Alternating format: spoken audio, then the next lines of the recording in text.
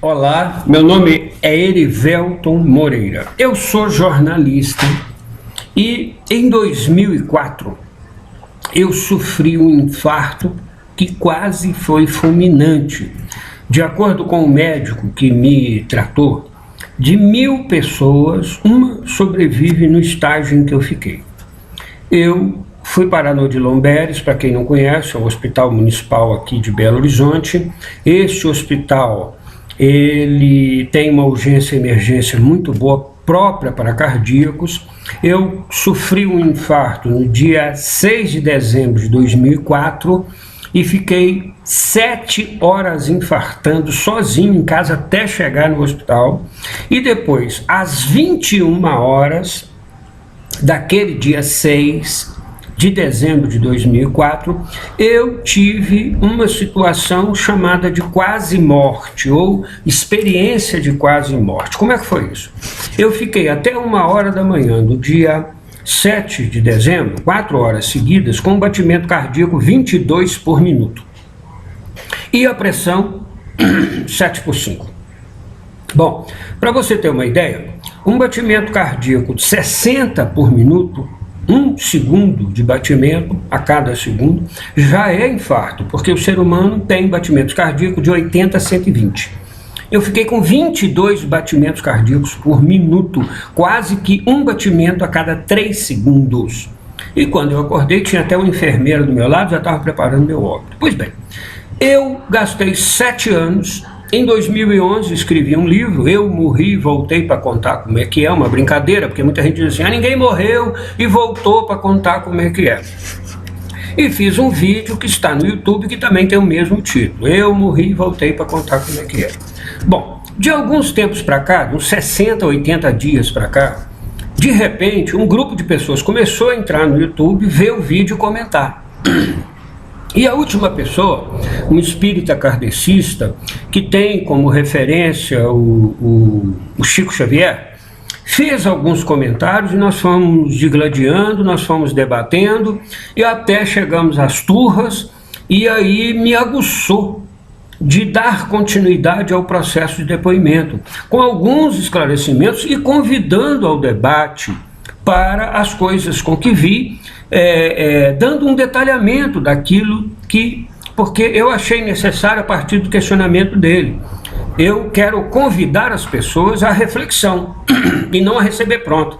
Como o cara diz assim, o livro do Chico Xavier diz isso, e daí? Chico Xavier, tem muita bobagem que o Chico Xavier fala, mas uma bobagem demais. Não resiste a meia pergunta, tá? Mas é uma pessoa que eu respeito, uma pessoa de muita humildade e tudo mais. Então vamos lá, eu vou fazer diversos vídeos, porque as pessoas não têm paciência para muita oratória. Então hoje eu quero falar sobre o domínio de Deus, tá? Outra coisa, muita verborreia, muita teoria ou teologia não é comigo não. Eu tenho uma vivência prática, eu passei por 22 religiões diferentes e eu fui um nômade, porque meu pai mudava pra caramba. Eu cheguei a morar 29 dias numa cidade, fazer escolas a cada semestre, uma escola diferente. Foi assim a minha infância. Então eu não tenho apegos para ficar esmiuçando nada não. Então veja bem, quando eu saí do corpo, nessa minha experiência de quase morte, eu vi uma coisa. Primeiro, não havia espaços onde eu estava. Aquilo que era o eu, a minha consciência de estar ali, de existir, estava dentro de algo, e algo estava dentro de mim. Então, não há espaços fora na matéria, não há espaços. Não há como você dizer que tem paredes, que tem dimensão, não há espaço. Então, eu vi que eu estava dentro de Deus. Por quê? Porque você pega as religiões são pedaços de um todo. Você vai em cada religião, está falando uma coisa que é pedaço, você emenda com outro pedaço da outra aqui, budismo fala isso, o hinduísmo fala aquilo, mas tem algumas coisas que são comuns.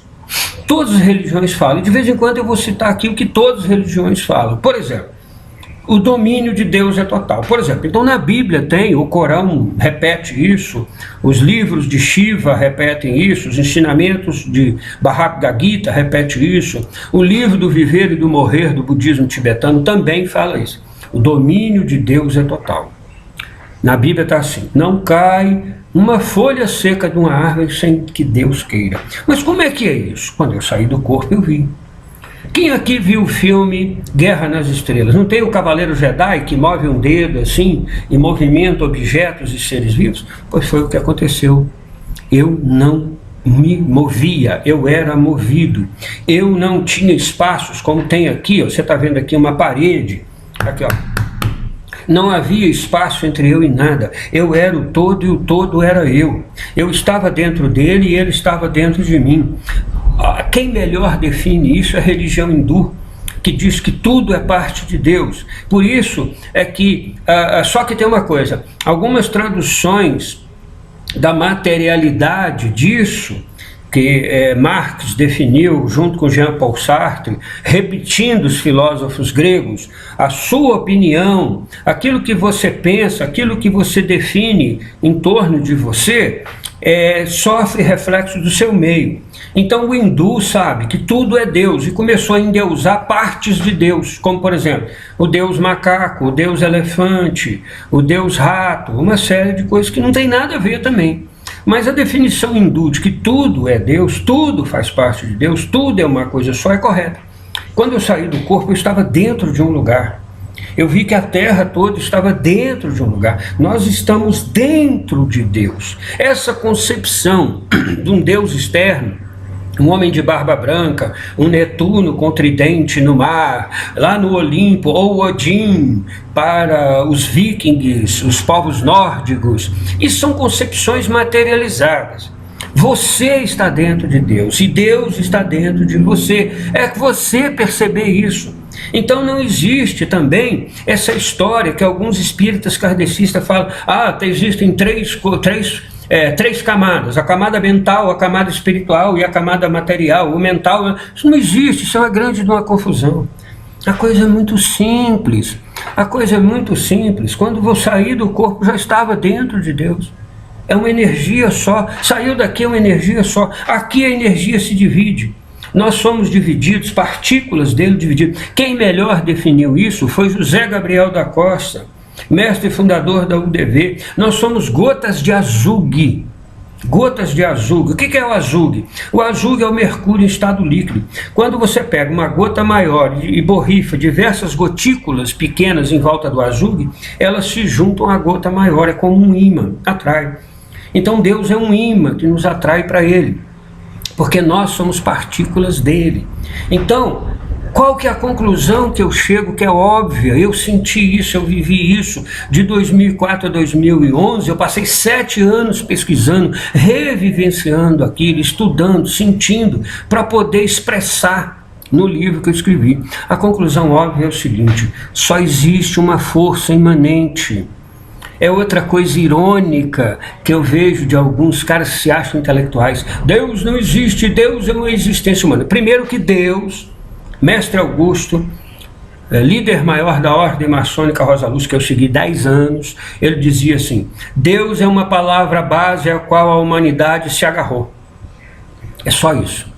Aí regionalmente alguns disseram Jeová, Baal, Alá, Mestre, e por aí vai. Tupã, né? E por aí vai.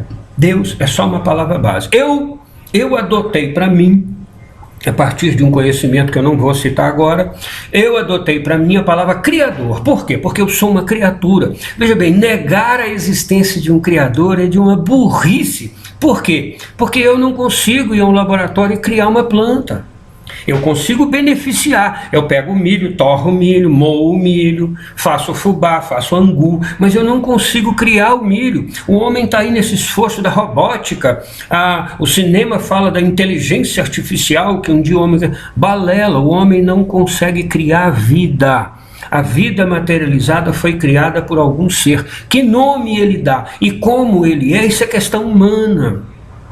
Isso é questão humana. Isso aí tem a ver. Os esquerdistas adoram criticar isso, se esquecem de um ensinamento de Karl Marx. O meio influencia a opinião. Então, como Deus é Deus punitivo, Deus do amor, Deus castiga, Deus julgamento, isso são definições de lideranças e da humanidade. A única coisa que eu vi quando saí do corpo, meu amigo, você pode escrever, é muito simples. Eu vou falar isso para frente. Existe a existência, que é o plano dele, que Jesus disse, meu reino não é deste mundo. Ou seja, a real existência de tudo não está aqui. E existe a vida materializada. Então só existem essas duas coisas. A existência, que é essa energia criadora, o Criador, e a vida materializada. E na minha existência só existe Ele. Na sua existência só existe você e Ele. Aliás, eu vou consertar a minha frase. Na minha existência só existe eu e Ele. Na sua existência só existe você e Ele. É simples, mas é tão simples. O que invalida, o que joga por terra psicografia, conversa com quem morreu, essa coisa toda, vai tudo por água abaixo. Só existe uma força imanente. Outra coisa que vai por água abaixo, para encerrar, já estamos ficando aqui com 11 minutos, você vai ficar de saco cheio e não vai querer ver mais. Não existe negativo, não existe a figura do Deus de barba branca sentado no trono. Portanto, não existe a outra figura também do Deus negativo, o mal, aquele que lutou contra Deus, que quis ser maior que Deus e hoje fica infernizando, ocupando os corpos ou a mente numa torre, dizendo assim, faça o mal, faça o mal. Não existe. O que existe é que ele está oculto, longe de nós. E aí nós imaginamos como ele é e nós não sabemos o que ele quer. Nós não conseguimos decifrar as suas emanações, a sua energia. Quando acontece uma coisa ruim, uma doença, isso é o Satanás. Não existe. Próximo vídeo, eu quero falar sobre isso. Se você tiver paciência de me escutar. Erivelton Moreira, eu morri e voltei para contar como é.